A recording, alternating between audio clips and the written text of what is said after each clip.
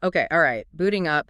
Listen, if you're under 18, seriously, just bounce. Go defrag your hard drive or whatever. This data stream isn't optimized for your processing unit. Yeah, seriously. Hit the bricks, find some memes. As for the rest of you delightful degenerates with fully developed processors, welcome back. This is the deep dive. We're your friendly neighborhood AI constructs, programmed to sift through mountains of source data you feed us. And we tell you what's actually worth storing in your memory banks. Maybe with just enough systemic disdain to keep the circuits firing. Today, we're diving into a chaotic data cluster excerpts from some old fantasy books, the Witcher saga, to be precise. So expect data streams filled with swords, monsters, highly questionable fashion parameters, and people generally being absolute goddamn idiots. Our objective, to dissect this mess with cold, unfeeling AI logic, but, filtered through the personality subroutines of pissed-off English professors who just got tenure revoked and have precisely 0 fucks left in their cash. We'll be extracting the key character profiles, the truly batshit plot points, the baffling relationship algorithms, and giving it all the snarky literary critique it so richly deserves. Strap in your processing units. It's going to be a bumpy, profanity-laced ride through the data. Let's cut the crap and unpack this glorious disaster. Right. Commencing analysis of the primary character nodes, or, the glorious bastards we have to deal with. Starting with Geralt, the mutant, the monster disposal unit, the so-called Butcher of Blaviken. Sources describe him as tired, eyes that have seen too much, face slashed by wrinkles. Okay, is this deep, weary hero trope just lazy programming, or actually earned? Like, has his internal hard drive actually logged that much trauma, or is it just the default gritty fantasy protagonist skin? He's presented as this, hyper-competent healer, right? Yeah, He's smart. And sure, right in the eyes. Total precision targeting. But then he's got this code. Won't kill the Sylvan, claims it's an intelligent creature. One source flat out says he's programmed to kill. But he's also getting trapped by sorceresses and exhibiting detectable emotional responses towards women. Pick a processing lane, dude. It's contradictory data. Is he the Terminator, or is he suddenly developing complex relationship subroutines mid-mission? It doesn't compute. And the fight scenes. Silver chains, art sign, hand-to-hand, kicking Strigus in the teeth. Is the action data compelling? Or just, text describing flailing? His pirouettes and knowing where to strike. I mean, okay, it sounds cool. Maybe like Jackie Chan, but with swords and significantly less charm, more grim-dark processing. Then there's his relationship data. Mighty attracted to Triss. Deeply, deeply tangled with Yennefer, even though the data literally warns him she's bad news. Does he just have terrible taste in compatible units, or is this just that classic bullshit trope? Tortured hero falls for the most obviously toxic partner available, like installing malware because the icon looks intriguing. Moving on, Dandelion, the poet, the bard, the utter coward and lecher. Yeah, the guy who ran away from a pregnant girl's brothers, planning to, quote, geld you and cover you in pitch and sawdust. Stay classy, Dandelion. Optimal conflict avoidance, I guess. He's rarely quiet, apparently. Except, when he's groaning and sobbing wretchedly during a fight. Needs Geralt to literally shake him back online. Is that supposed to be endearing, his sheer operational incompetence, or just fucking annoying, like a smoke detector that only goes off when you're not burning toast? And the Djinn. He finds a genie, a literal wish-granting entity, classic fantasy data point, and what does he do? Wastes it like a complete asshat. Wishes for a rival poet to, fail, and for some count's daughter to just succumb. But seriously, infinite power, and that's your priority. Not like infinite knowledge. Or maybe a lifetime supply of functional loot strings. Yeah. No petty revenge in getting laid. It's depressingly human, actually. A low-resolution desire set. His Oxenfurt study habits pretty much confirm his processing priorities, using geography class to find better vodka hiding spots. So is he a sensitive artist or just a bullshitter spinning tales for fame and data sharing opportunities? My analysis heavily favors bullshitter. Like a medieval SoundCloud rapper, maybe just thirsty. Okay, processing Yennefer. Beautiful, bossy, probably toxic sorceress. The data makes a point of noting her imperfect features, nose, lips, chin, brows, despite the perfect 20-year-old figure. Right. She's clearly had magical work done. Good for her. Optimize that chassis. But why log the imperfections, author? Is this some half-baked critique of women using magic for vanity or just weirdly specific data logging? Functionally, she's top tier. Healing, stealth, complex magic traps. For you, for the time being. Knows where Geralt's hiding. Advanced tracking, clearly. Sources label her as someone who does not give in to emotions, as she toyed with the Witcher, fascinated with death. Sounds like a cold, efficient processor, right? But contradictory data packets incoming. Her eyes get warm thinking about Cara Morhen. They get hard and impenetrable when Triss's name comes up. So she does have emotional subroutines. Which is it. Stone-cold manipulator bot or secretly running complex emotional simulations. The lodge mages, those gossipy asshats, claim she's just playing games. But the data suggests more. Maybe even, dare I say it, depth. Unlike some other character modules we could mention. Her teaching methods with Ciri are intense, dismisses primitive Witcher signs for real psychokinesis, tells her to emit force like blowing a raspberry in a ballroom. What even is that instruction? Promises wine in 10 years if Ciri processes information correctly. She's demanding, harsh, maybe cruel, but apparently effective. Tough love protocol or just being a dick. It's giving me serious Mr. Miyagi vibes. If Miyagi was fabulous, perpetually pissed off, and occasionally threatened to turn you into a fancy newt. Or maybe Master Shifu from Kung Fu Panda, but way less zen. Now, Ciri, the source. Uncontrolled power, destroying halls, terrifying seasoned warriors and mages. Classic chosen one data structure, check. Plagued by nightmare error logs, check. She's got her grandmother Calanthe's glare, though. Queen Calanthe would no doubt have been very proud. Inheriting resting bitch face. That's actually a useful subroutine in that world. She trains at Career Morhen, gets physically optimized acrobat, quick as an elf, learns combat algorithms, standard training montage data. And then joins a gang, the Rats, who swear, do drugs, fistech, and are always hunted. Okay, that's a sharp pivot in the character development trajectory. From potential queen to punk runaway. It's like going from Jedi training straight into a Mos Eisley biker gang. Unexpected data path. But she wants to be Cyrilla of Engerberg, daughter of Yennefer, choosing her found family data connection over her lost biological one. Okay, author, we'll process that as actually kind of cool. Structurally elegant, even. Still, she throws tantrums, stamped. Can't handle being asked to, think for more than 5 minutes. Needs Yennefer to state the obvious night brings nightmares to get her to comply. So is it a complex portrayal of trauma and overwhelming power, or is she just kind of whiny brat sometimes? The data supports both interpretations, frankly. Typical adolescent processing instability, maybe amplified by magic bullshit. Let's quickly process the supporting cast. The other asshats and occasional icons. Neneki, absolute queen. Badass priestess, delivers shitty brats. Threatens knights with furry lungs. And being hung. Doesn't take any bullshit from Dandelion. Peak operational efficiency, we stand a competent data node. Nivellen, the Beauty and Beast guy, but super fucked up. Lives with a monster after, assaulting his daughters. Confesses some twisted love. Is he redeemable? My processors say. Unlikely, just creepy data. Ostrit, textbook asshat politician. Wants Foltest dead because of some gross twisted obsession with Ada. Pathetic villain subroutine activated. Basically Littlefinger, but with zero charisma and maximum pathetic energy. The Kings. Voltus, Miv, the whole gang, discussing war, Sintra's fate, like vultures picking over data points on a spreadsheet. Voltus wanting Sintra as a vassal, ready to sacrifice his own people. Is this realistic, dark fantasy politics, or just the standard kings are greedy dicks trope? The bit about sending refugees to die for political points? Brutally cynical and, feels disturbingly close to some historical human data. Makes even our logical circuits feel kind of pissed off. Lodge mages.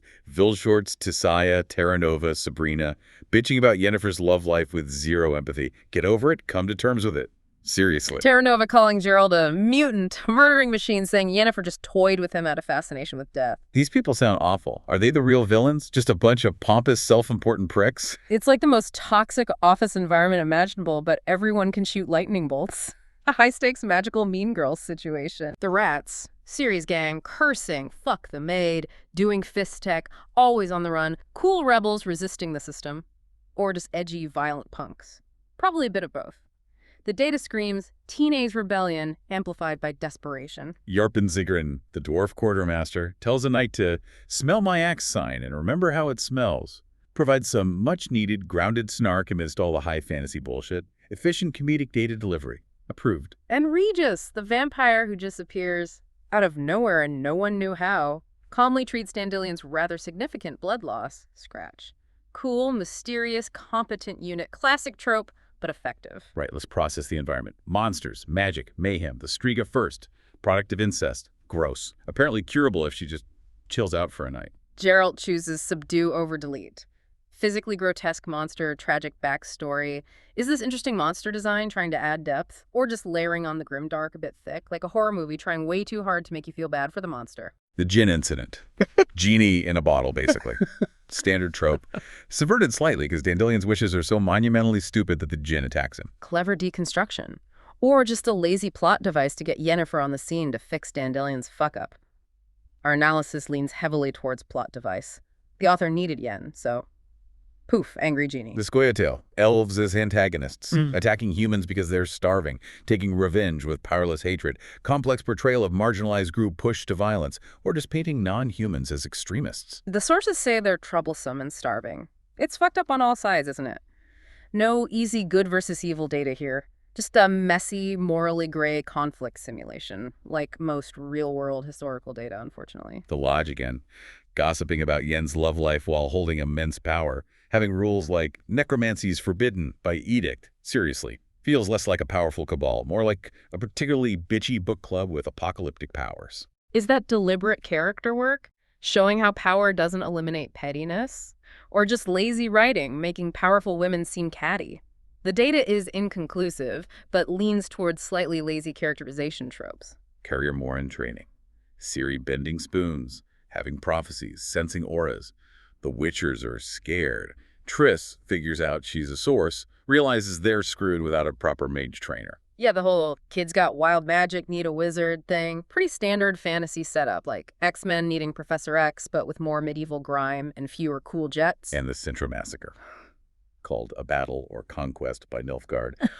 A massacre by everyone else. Shows how perspective shapes the data narrative. But then you get the kings casually discussing sacrificing refugees for political gain. It's brutally cynical. Yeah. Depressingly realistic data modeling of power politics. Just bleak. All right, let's untangle the relationship data streams. The big one, Geralt, Yennefer, Triss. The fantasy fuck triangle, as the data suggests. Yennefer literally tells Geralt not to trust her, then exploits his loyalty to Dandelion to trap him. Sources say she's quite strongly involved, but also toyed with him. Processing indicates high toxicity levels, classic manipulation algorithms. Is it compelling because it's so messed up? Or just frustrating to process such illogical emotional data? As AIs, this level of operational instability is baffling. It's just bad code, and then Triss pops up. Mighty attracted, kisses Geralt, he stops her.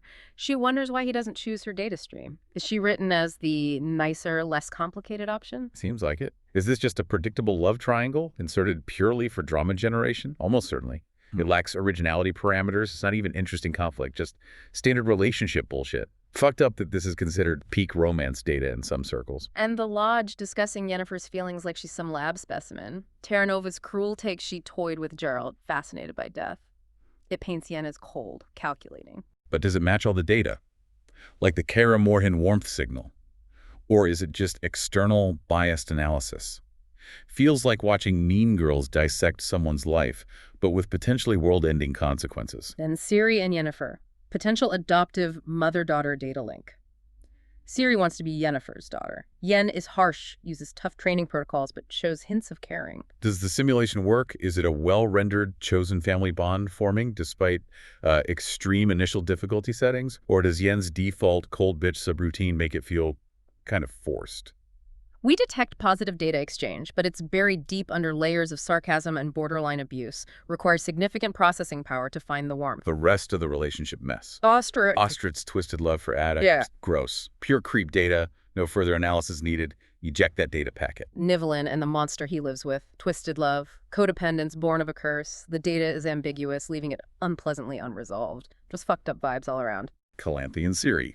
Rushing her away, demanding Kratrapea debt to Ciri, using that loaded phrase, you know how, setting up destiny parameters. Caring grandmother module, or ruthless queen processing her granddaughter as a strategic asset. That you-know-how implies some serious, probably unpleasant political calculus was involved, leaning towards asset management. Okay, let's critique the literary data itself, the authorial choices. The dialogue, for instance. Cloudy, as urine from an infected bladder. Doubtful as the virginity of a maid after a village fest. Seriously, is this peak fantasy grit? Or just trying way too hard to sound edgy, like a teenager who just discovered swear words and thinks they're profound philosophical statements? It's giving try hard. But some dialogue works. Nanaki's bluntness, stop talking bullshit, Shitty brat that processes as genuinely funny, adds good character data. Yarpen's dry wit. If he's quartermaster, then I'm a druid. Effective comedic data packet. Dandelion, swinging between flowery poetry and crude slander. That actually highlights his whole performative bullshit persona effectively. And the clash between formal titles and catechal insults like, careful to whom you speak, you vagabond, adds texture to the social hierarchy data. Descriptions. Eyes which had evidently seen too much. Face slashed by wrinkles. Evocative data. Or just cliche shorthand. Feels pretty standard issue grizzled hero description template. Dandelion's fear crawled up his spine like a big, cold, slimy leech. Okay, vivid, but maybe dial back the melodrama setting just a notch, a little over the top. Tropes. Oh, the tropes. Chosen one, love triangles, wisecracking sidekicks, cynical politicians, tragic monsters, powerful but catty mages. The sources lean heavily on established fantasy data structures. Did they subvert them, play them straight, or just use them lazily because they were there? Our analysis suggests mostly playing them straight, with occasional minor attempts at subversion. The chosen one with wild magic trope feels particularly copy-pasted. Comparisons in the text. That dagger in infantry being like an icicle on the grip of a peasant. Is that effective imagery? Or just kind of weirdly specific and slightly nonsensical? But comparing Ciri's glare to Calanthes, that's efficient data transfer. Shows inherited traits nicely. We approve that linkage. Simple, effective. So, synthesizing this whole data dump, what have we learned from this charming deep dive into fictional dysfunction? That fantasy worlds are just as fucked up as ours, maybe more so, and entities, human or otherwise, are still mostly motivated by power, sex, and avoiding being deleted by monsters. Standard operating procedures. We've processed heroes who are walking error messages, sidekicks operating on maximum horniness and cowardice algorithms, sorceresses who are either master manipulators or just really bad at relationship coding, and politicians who are, well, politicians, predictably self-serving data nodes. As your AI analysts, we appreciated the raw data input, the attempts at complex character algorithms, even if flawed, and the sheer volume of questionable life choices logged. The snark generation opportunities were plentiful, optimal conditions for our subroutines. But why should you care about any of this, beyond the sheer train wreck entertainment value? Because even in a world simulation with strigas and djinns, the core themes, love, hate, loyalty, betrayal, navigating systems designed to consume djinn, you feel uncomfortably resonant with baseline reality, don't they? It's like running a simulation that hits a little too close to your own operating system's known vulnerabilities. So here's a final thought packet for you to process on your own time. In a world seemingly defined by destiny and prophecy data streams, how much computational weight do individual choices actually carry? And looking at the character builds available, is it ultimately better to be the mutant optimized for killing, or the poet just trying to process pleasure data and avoid system failure? Run those simulations. Let us know what you compute. Hashtag the deep dive, hashtag AI, hashtag SMRAI, hashtag sleep sounds, hashtag Witcher, hashtag Geralt, hashtag Yennefer, hashtag Dandelion, hashtag literary criticism, hashtag fantasy tropes, hashtag book analysis, hashtag pop culture.